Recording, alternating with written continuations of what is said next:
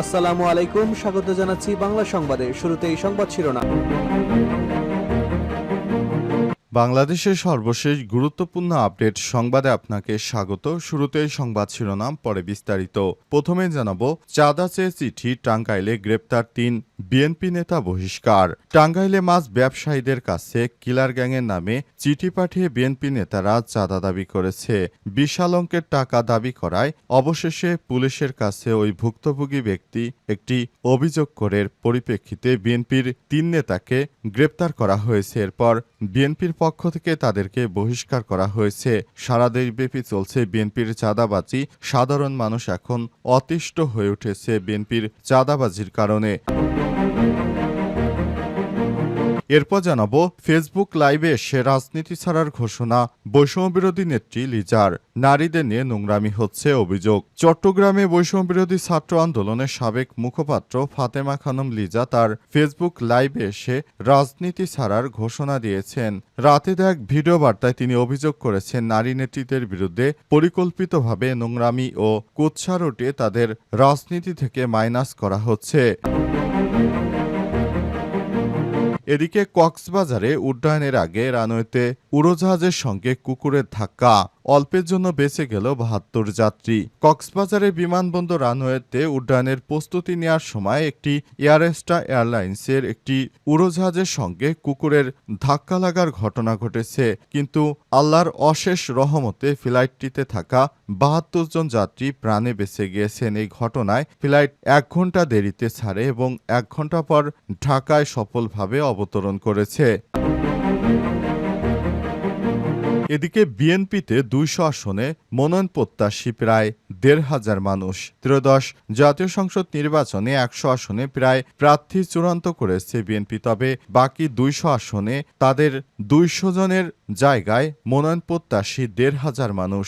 বিগত দিনে তারা অনেকেই গর্তে লুকিয়েছিলেন। এখন তারা বের হয়েই এসব রাজনীতির সিট দখলের প্রস্তুতি নিচ্ছে এবং প্রতিযোগিতায় নেমেছে। এবং সর্বশেষ জানাবো, ইসরায়েলের নৃশংসতা, গাজায় নিহত বেড়ে ৬০,৪৩০ জন।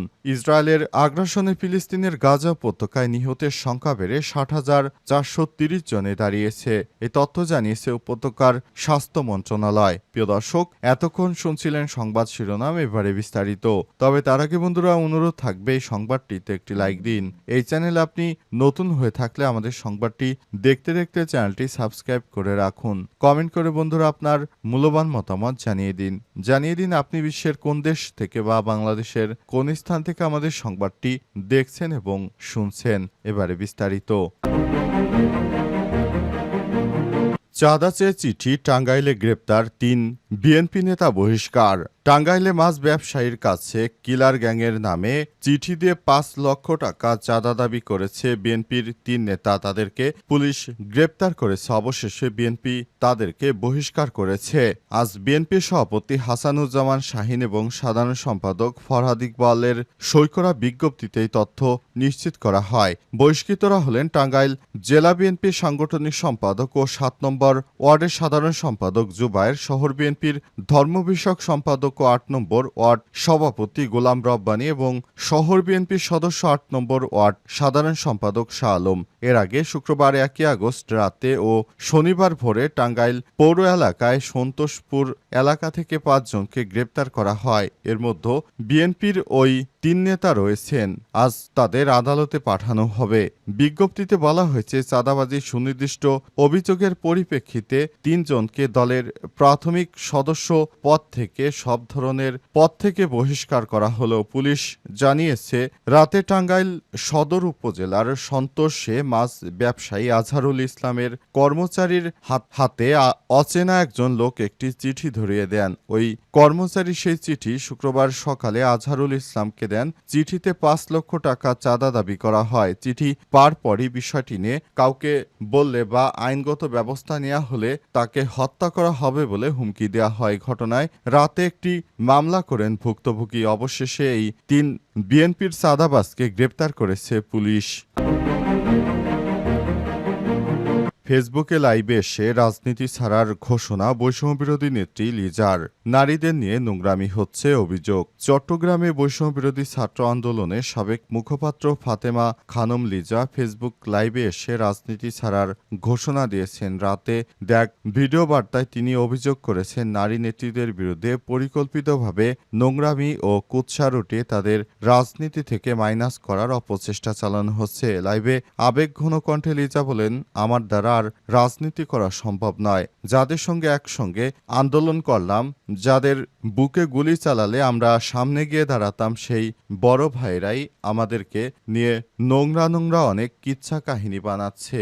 আমরা যেন রাজনীতিতে না থাকতে পারি এমন পদক্ষেপ গ্রহণ করছে তারা। অবস্থায় কোনোভাবে এখন আর আমার এই ধরনের সংগঠনের সঙ্গে যুক্ত থাকা সম্ভব নয়। তাই আমি স্বেচ্ছায় বৈষম্যবিরোধী আন্দোলনের এই কমিটি থেকে নিজেকে প্রত্যাহার করে নিচ্ছি। আর ভবিষ্যতে আমি কখনোই রাজনীতির সঙ্গে যুক্ত হব না বলে মন্তব্য করেছেন তিনি। ইতিমধ্যেই তার লাইভটি সারা দেশব্যাপী ছড়িয়ে পড়ে এবং আলোচনার কেন্দ্রবিন্দুতে পরিণত হয়েছে। তার বিরুদ্ধে যেভাবে অপপ্রচার চালানো হচ্ছে সেটি মেনে নেওয়া যায় না বলে মন্তব্য করেছেন তিনি। তাই এসব রাজনীতি থেকে নিজেকে আড়াল করে রাখতে চান তিনি বলে মন্তব্য করেছেন তিনি। অত্যন্ত আবেগের সঙ্গে বলেন, আমি এই জন্য আন্দোলন করিনি, কিন্তু এটা দেখতে হচ্ছে সেই ছাত্রলীগের মতো নরপিশাচদের আবারও দেখা যাচ্ছে। কক্সবাজারে উড্ডয়নের আগে রানওয়েতে উড়োজাহাজের সঙ্গে কুকুরের ধাক্কা। কক্সবাজার বিমানবন্দরে রানওয়েতে উড্ডয়নের প্রস্তুতিকালে এয়ারএস্ট্রা এয়ারলাইন্সের একটি উড়োজাহাজের সঙ্গে কুকুরের ধাক্কা লেগেছে। অল্পের জন্য প্রাণে রক্ষা পেয়েছে সাধারণ মানুষ।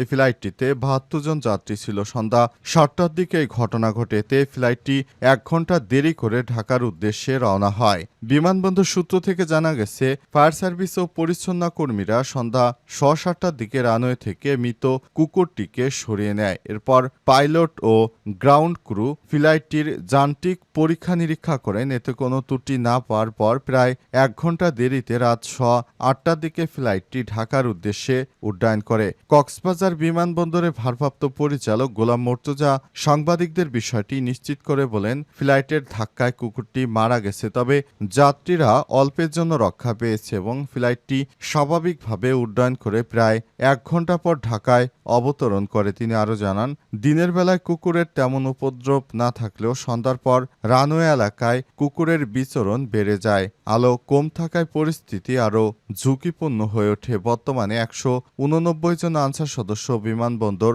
পালাক্রমে নিরাপত্তার দায়িত্ব পালন করছে। তবু এই ধরনের অনাকাঙ্ক্ষিত ঘটনা ঠেকানো যাচ্ছে না বলে মন্তব্য করেছেন তিনি। তবে ভবিষ্যতে এই ধরনের অনাকাঙ্ক্ষিত ঘটনা যেন না ঘটে সে ব্যাপারে আরও সতর্ক থাকতে হবে বলে মন্তব্য করেন তিনি।